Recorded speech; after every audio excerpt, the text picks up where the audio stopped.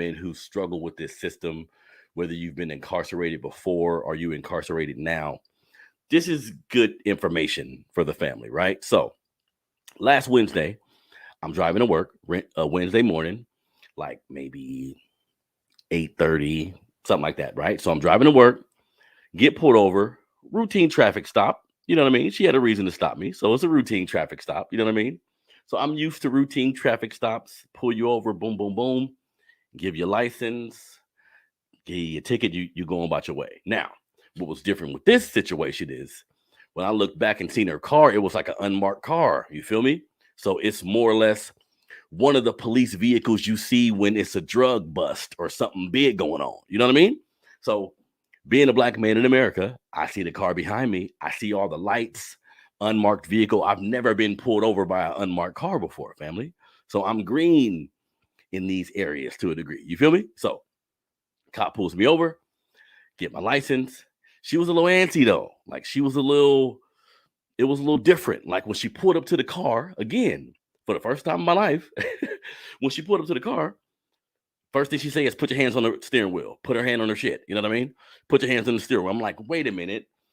This don't really feel right. Like normally I get pulled over. It's routine. We have a little conversation. If they're an asshole, they're an asshole. But I normally get let go. It's been a couple times I've had encounters with cops as an adult. But for the most part, it's just a routine traffic stop, right? So she get my shit, get my ID, go back to her car. I'm sitting there like I always do during traffic stops, like be calm. We're going to get through this. I'm not, thankfully, you know what I mean? Even though I was raised in certain areas, I'm a black man that's never been to jail. Never been to jail, no criminal record, never really been in a police car that's driving type of shit. You know what I mean? So she come back, right? And I'm so happy my spirit is in a good place now, family, because when this shit first happened and after it was going on and you know what I mean, I was in my head about it. You know what I mean? So pulls me over, gets my ID, go back to the car, come back and say, do you know about child support?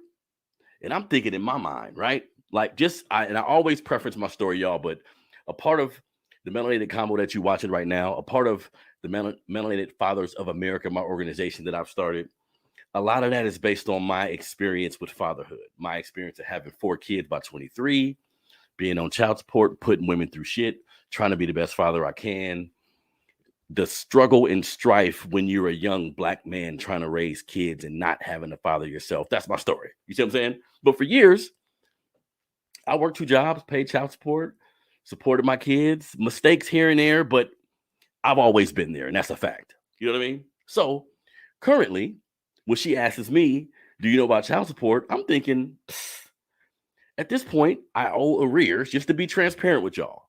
I owe arrears that I pay every month, right? It's a small amount of money. I won't give numbers, but it's a very small amount of money compared to what I've had to pay for like 15 years, right? So it's arrears. All my kids over 18. The kids that child support I used to pay for, they all over 18. So when she asked me, do you know about child support? I said, yeah. I mean, I paid, what of it, right? So then she hit me with, well, there's a civil arrest warrant for you that's outstanding. So I'm gonna need you to step out the car. Right. So y'all, this is like going through this experience and talking about it. I'm realizing how new I am. As much as I've had to go through shit in my neighborhood and I see my family and people around me go through different shit, I've never been to jail, never stepped on the other side of the law like that. So this shit's foreign to me. She tell me get out the car. my ass, right? She tell me get out the car. I'm thinking, she just wants to have a better conversation with me. You know what I mean? I'm thinking when she says step out of the car, she wants to talk face to face. She wants to get to the bottom of this. You know what I mean? Not at all. She commits to put me in handcuffs, tight ass handcuffs, I might add. So instantly, y'all, I'm thinking, damn, wait a minute. I'm thinking about the little money did I pay, but I'm like, did I forget something? Did I do something else? Like, is this like a child support sting where they think I'm a part of some big, I don't know what's going on because I feel like I'm about to go to jail. You see what I'm saying? Let's put me in handcuffs. She starts to put me in the back of her little car because she got a little car. It's not a regular police car, like I said. So she begins to put me in the back of her car. I sit there. She's calm, and she gets to telling me that,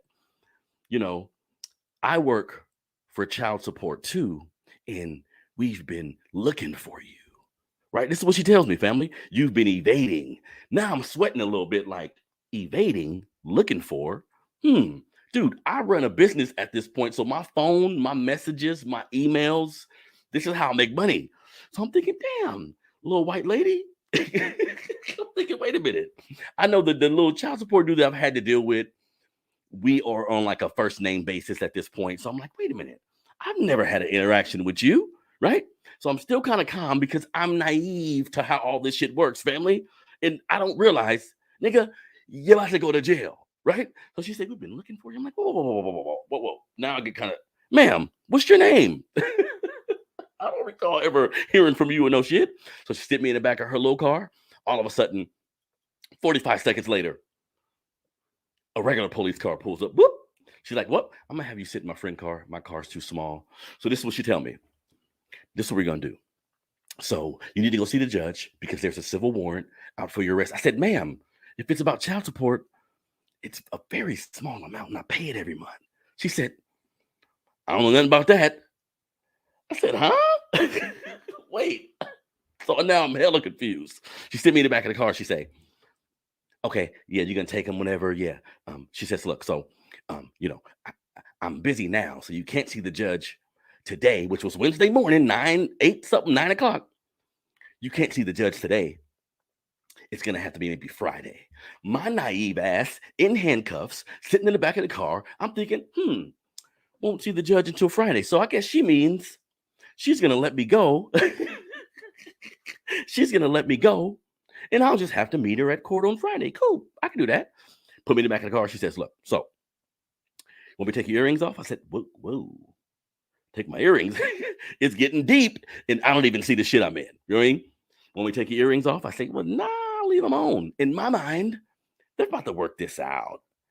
I paid a little money. What are we talking about? Right? What are we talking about? Now, come to find out, I missed the court date, right? I did miss a court date, like a little bullshit court date. But I'm still like, this don't feel right. Small amount of money. I paid every month. Put me in the back of the car. Tightest, the handcuffs was tight as they can possibly be on my little skinny ass wrists. Hurting the whole time. I'm headed downtown in family. This is one of, I'm making jokes about it now because I'm good. You feel what I'm saying? But throughout this process, I'm just thinking about what I speak about on a day-to-day basis. I'm thinking about how all my brothers, I'm the only male in my family that I have a relationship with.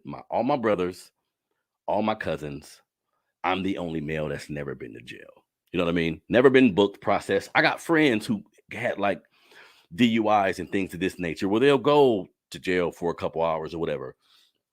This is my first time experiencing anything like this. You feel me? So in the backseat, in my mind, my naive ass, I'm still thinking, they're finna go to my business and say it was a mistake.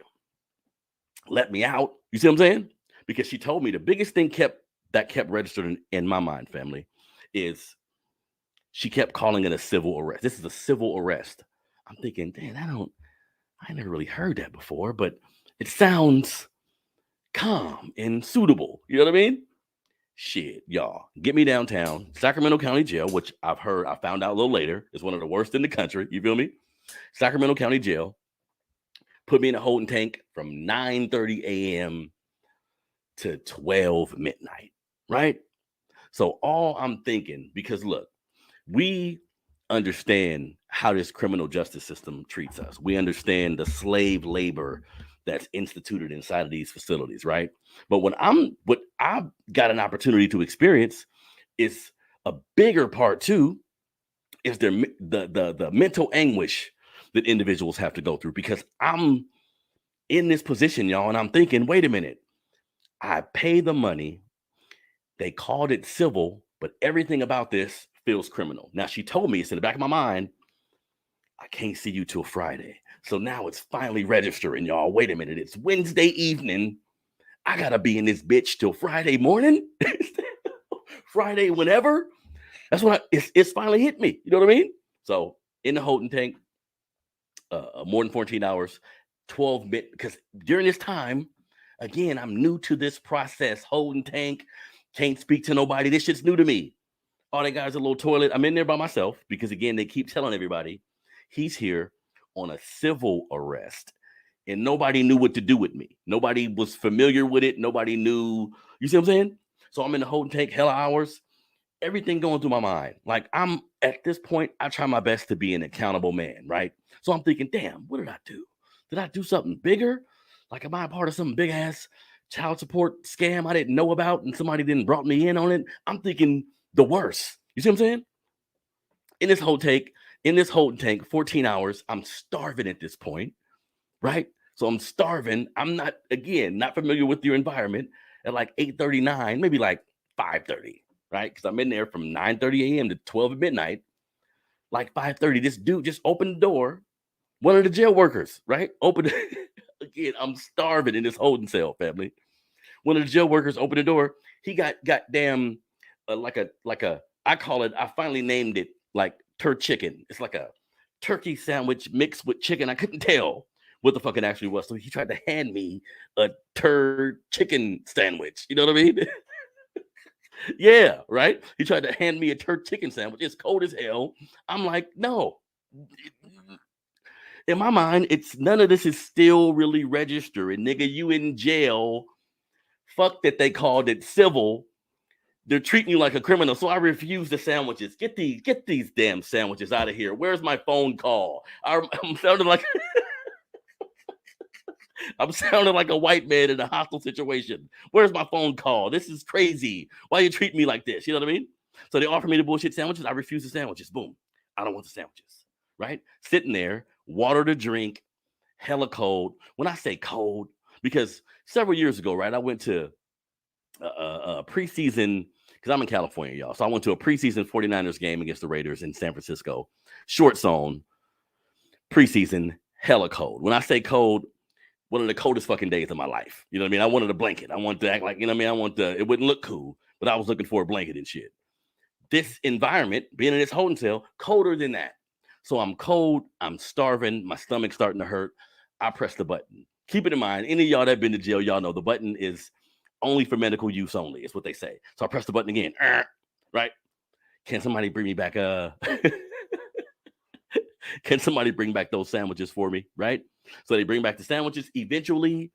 In family, the only thing I'm thinking about is what it's slowly starting to sink in what brothers in these situations have to deal with, because in all honesty, I knew I didn't do nothing wrong. I know I'm not a criminal. I know there was a level of misunderstanding that was going on here, right? So I knew I was going to go home. But it began to hit me like the level of treatment, because we see how criminals get institutionalized. We see how people who go to jail rather end up institutionalized. They end up going back to jail for whatever reason. It's like a breeding ground for criminal behavior, damn near. It's like a breeding ground for you to revisit. Like they're slowly but surely institutionalizing your ass. And that I proved it to myself by refusing the sandwich, because I'm used to eating whatever the fuck I want to eat. After hella hours, I'm like, shit, give it to me. Let me try it. And this is the coldest sandwich, the coldest bread. You don't know if it's turkey or chicken. This is a horrible introduction to this environment. Keep it in mind, they said I'm here for civil reasons, right? So non-criminal, civil reasons. Long story short, 12 midnight, they end up bringing me to my cell. The bed is thinner than any air mattress you ever seen. So this shit, I'm mentally strong, but this shit, I'm stepping back and watching it like this is inhumane. How they're processing me, how the people, the workers, not all, but most, who I attempted to contact, attempted to say something to, you feel me? I was met with blatant disregard, like you a criminal. You finna get treated like a criminal. You see what I'm saying? So long story short, y'all, I ended up spending 48 hours in jail. Horrible food, mystery ass meat. Like I got dogs, right? And I got dogs, like, you know how some black folks grew up having dogs where they're in the backyard, fucking everything up. And you know what I mean? My dogs are in my house. We treat them well.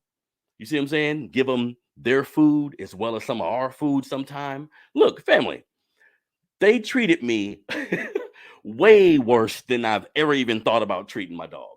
The food, everything. I was thinking, because you get hungry. 48 hours, you damn near starving. So you bring my chow, and they called it chow. They called it chow. Perfect fucking name, because it looked like puppy chow. So I was thinking, trying everything. They brought me a little mystery dish, fruit that didn't taste like fruit, vegetables that didn't taste like vegetables. I'm just trying everything because I'm starving. But I'm thinking, damn, where did they get this from? This food remind me of the goddamn dog food that I look at. Y'all ever looked at, if you have animals, have you ever looked at the food like, damn, of course I wouldn't eat that, but it looked kind of similar to some of the shit we eat. You know what I mean? So they're pretty much feeding me dog food. And all jokes aside, y'all, we understand, again, like I was saying, how we had a lot of brothers involved in this criminal system, this criminal justice system. The recidivism rate is extremely high. And all of that makes sense to me more now. Like, it bigger than anything. Like I said, me and my family upset. We're going to do what we have to do to move forward on certain things. You feel me? But bigger than anything, I can see why people revisit. The inhumane conditions. Like, the human mind is something crazy, right? If you treat somebody like an animal, you feed them like an animal, you treat them like an animal, you lock them up like an animal. Like, what do you think the results of these conditions going to be? Again, I knew my situation, so I'm not in here just to keep it like, let's be contextual. I'm not in this situation stressing out like a nigga who just did a crime or somebody who was about to go to trial and you don't know where your future is. This ain't my situation. Let's keep it real. Like, I know I'm going home, but I begin to sit back and look like, damn, I'm looking at this little ass cell. I'm looking at the accommodations. I'm looking at how you treat me. I'm looking at how I can't speak or speak to anybody. I'm looking at how you're making me shower. I'm looking at how much time you giving me to talk on the phone and shower, all these things. I'm sitting back looking at the cell like, who could this benefit? Again, I'm well aware of how the system treats us, family, but being in this situation was eye-opening more than anything. Like, what's the end result of treating a human like this? Now, I get it. We have murderers, killers, child molesters, particular individuals that we want to keep off of the street and away from us. But I got to thinking like, damn, true. But when we talking drug dealing, we talking some type of spousal abuse, when we talking stealing from a store, there's a lot of crimes where I feel a person should get the help they need. We should address it in a manner that makes sure they don't do it again, sure. But being treated like an animal can only institute like animalistic behavior. You see what I'm saying? Because look, check this out. I am a mild-mannered, on my worst day, passive individual when it comes to certain shit, right? This is me. I'm in this cell for 5, 6, 7, 8 hours, no real food, no communication with the outside world, not able to call my family. They kept rejecting me when I tried to make a phone call. When they finally let me out, he wanted to take my fingerprints. He's walking slow. Well, I'm walking slow. I'm sorry. Because I know I'm finna do my fingerprints and go back to that goddamn hell, right? So I'm walking slow. The officer's telling me, hey, you can walk faster or whatever. It takes a lot damn near to get me upset or to a certain point. I'm talking shit to them. We talking shit to each other. We finna get something popping, right? I take my fingerprints, get back to the little cell. I'm thinking, damn, this is only a microcosm of what a lot of our brothers have to deal with in this system. And I'm thinking, this is just 48 hours by no stretch of the imagination. Am I saying I'm all fucked up for being in that position? But we got to think about it, right? When we talk about child support, because this is the situation in which, again, all the specifics, me and my family dealing with some shit, so we're going to get to what we need to get to. But the point is, I'm current, so I pay the money, and you treat me like a criminal. Think about what this can do to someone's psyche. Think about that. Someone who's never been to jail, someone who's never been involved with the system in this manner, this type of isolation, I learned, this type of isolation can be detrimental on you mentally, depending on your mental state at the time. You see what I'm saying? Like, if